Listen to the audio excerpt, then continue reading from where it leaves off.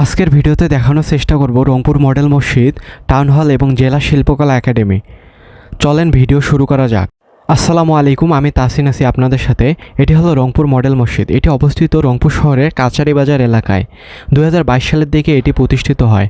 আর এটি হলো town hall, যেটি রংপুর শহরের পৌরবাজার এলাকায় অবস্থিত।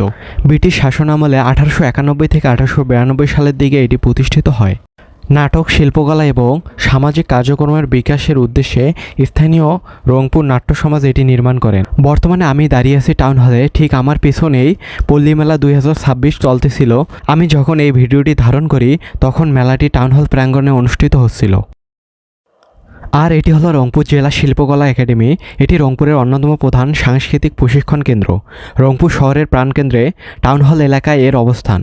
এখানে সারা বছর সঙ্গীত, নৃত্য, নাটক, আবৃত্তি এবং চিত্রাঙ্কনের ক্লাসের পাশাপাশি বিভিন্ন সাংস্কৃতিক অনুষ্ঠানের আয়োজন করা হয়। এই ভবনের নির্মাণ কাজ 2017 সালের দিকে শুরু হয় এবং 21 সালের দিকে সম্পূর্ণ হয়। অত্যাধুনিক এই ভবনটি গণপূর্ত বিভাগ PWB রংপুর কর্তৃক সংস্কৃতি বিষয়ক মন্ত্রণালয়ের অধীনে নির্মাণ করা হয়েছে। এটি হলো ভবনটির একদম নিচের অংশ। নিচের অংশ দিয়ে সামনের দিকে আসলে এটি হলো মাঝের অংশ। আর এখান থেকে দেখা যায় রংপুরের ঐতিহ্য এবং সংস্কৃতিকে তুলে ধরা হয়েছে শিল্পকর্মের মাধ্যমে। এই শিল্পকর্মে রয়েছে ঐতিহাসিক তাজহাট জমিদার বাড়ি, একটি ঐতিহাসিক গরুর গাড়ি এবং নিচের অংশে রংপুরের টাউন হল। সবথেকে উপরের অংশে একটি আম এবং সূর্য, মাঝের অংশে একটি লাঙ্গল যা রংপুরের ঐতিহ্য বহন করে। এটি হলো রংপুর টাউন হলের একদম পেছনের অংশ। আর এটি হলো রংপুর টাউন হলে প্রবেশ মুখের গেট।